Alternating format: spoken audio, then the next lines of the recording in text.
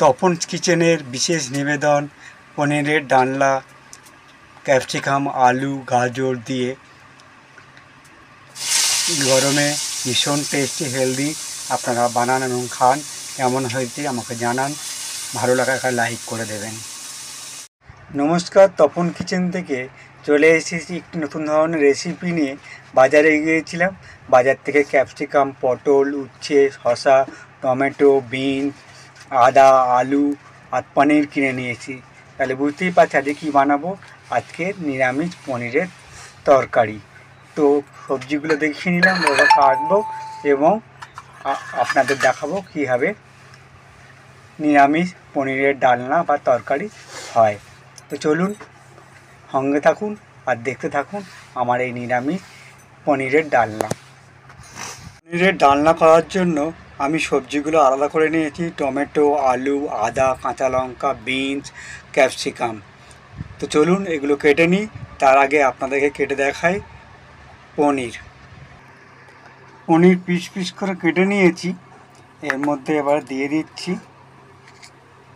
পরিমাণ মতো নুন দিয়ে ভিজিয়ে রাখলে এই নুন যে পনিরের মধ্যে ঢুকে যায়, তাহলে খেতে খুব সুস্বাদু হয়।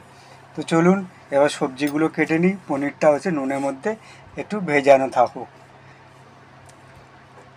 সবজিগুলো এবারে কেটে নিই।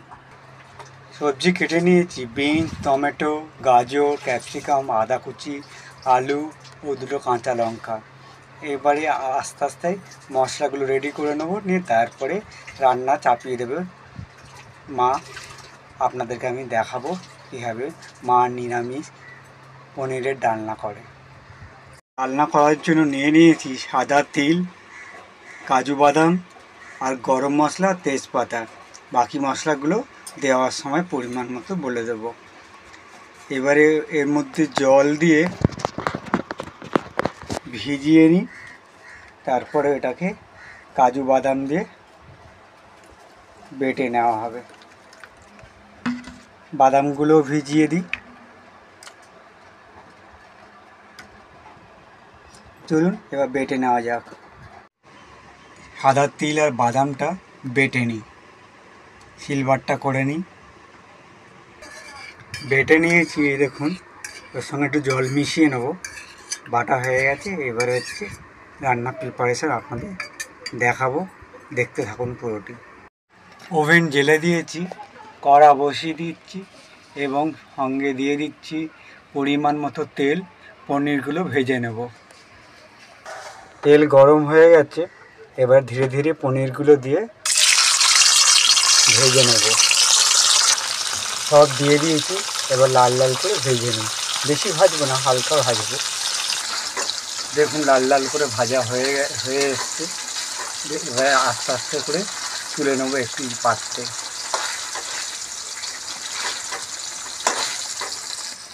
তুলে নিচ্ছি একটি পাত্রে। মোটামুটি ভাজা হয়ে গেছে, পুরো কড়া করে ভাজা হয়নি, হালকা ভাজা হয়েছে। করে তেলের মধ্যে তেজপাতা দিয়ে দিচ্ছি আর দিয়ে দেবো ফোড়নে গরম মশলা লবঙ্গ এলাচ আর দারচিনি দিয়ে দিয়েছি।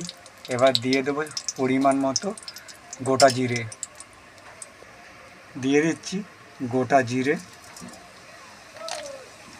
ভাজা হয়ে গেলে এবার সবজিগুলো ভেজে নেব। ফোড়ন ভাজা হয়ে গেছে, এবার আলুগুলো দিয়ে ভেজে নিচ্ছি। আলাদা কিছু করছি না, একসঙ্গেই সব কিছু ভেজে নিচ্ছি। আপনারা চাইলে আলুটা আলাদাভাবে ভেজে নিতে পারেন। আলু একটু হালকা ভাজা হয়ে গেছে, এবার ওর মধ্যে কেটে রাখা সবজির মধ্যে ক্যাপসিকাম দিয়ে দিচ্ছি। এবারে দিয়ে দেবো গাজর কাটা আর দিয়ে দেবো বিনস আর দিয়ে দিচ্ছি আদা ঘষা। আপনারা তেলের মধ্যেও দিতে পারেন। আমি এখন সবজির সঙ্গে দিয়ে ভেজে নেব। তেলের মধ্যে আদা দিয়ে দিলাম, ভাজা হয়ে যাবে। যেহেতু তেল বেশি আছে অসুবিধা নেই। এবারে দিয়ে দেবো ওর মধ্যে বিনস, কেটে রাখা বিনস ওর মধ্যে দিয়ে ভেজে নেব। বিনস দিয়ে দিলাম। এবার আর সঙ্গে দিয়ে দিলাম টমেটো কেটে রাখা আপনারা যেরকম আর অন্যান্য সবজিও দিতে পারেন। আমার এই সবজি ছিল, আমি এই সবজি দিয়ে পনিরের ডালনা বানাচ্ছি। এর মধ্যে দিয়ে দিলাম পরিমাণ মতো নুন, তারপরে দিয়ে দেবো পরিমাণ মতো হলুদ গুঁড়ো,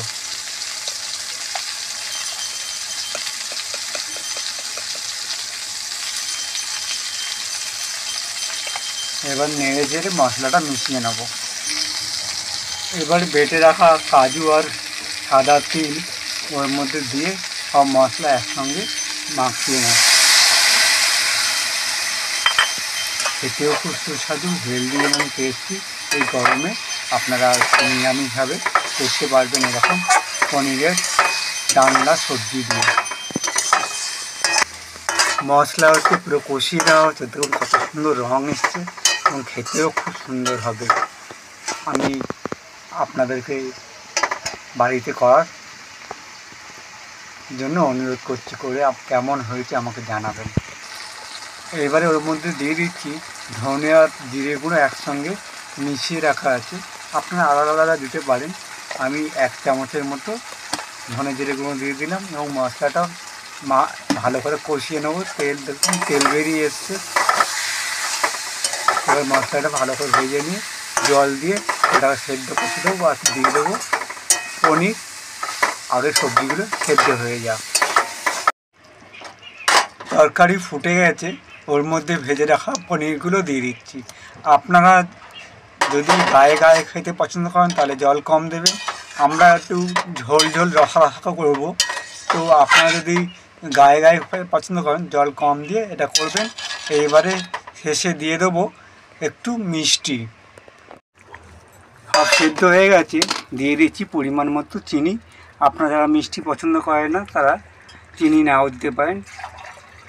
চিনি দিলে হচ্ছে খাবারের টেস্টে ব্যালেন্স হয় এবং খেতেও ভালো হয়।